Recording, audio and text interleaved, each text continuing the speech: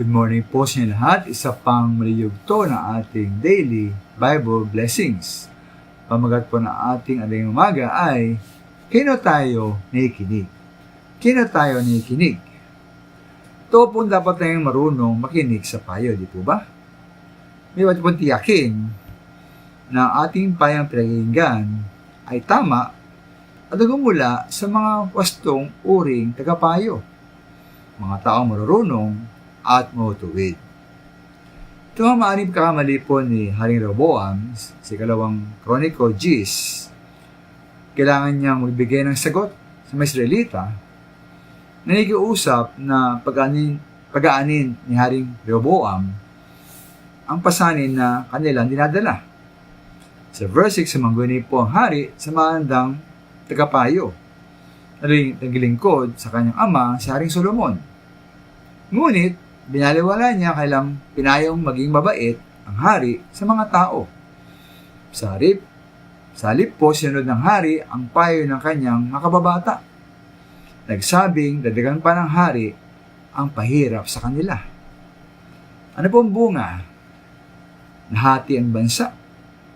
Naging magsik at himiwalay ang 10 lipin ng Israel kay Haring Rehoboam.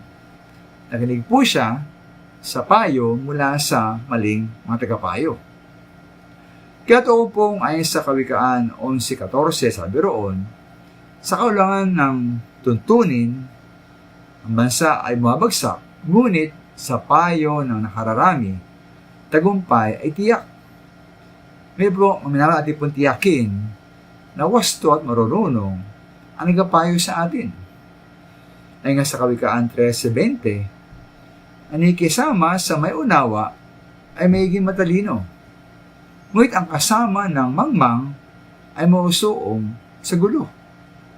Ani sa Kawikaan 14:7, iwasan mo makisama sa mga taong mangmang, pagkat sa kanila ay wala kang mapupulot na kaalaman.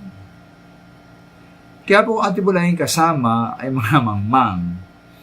Malamang, mangmang din ang ating laging nakakausap.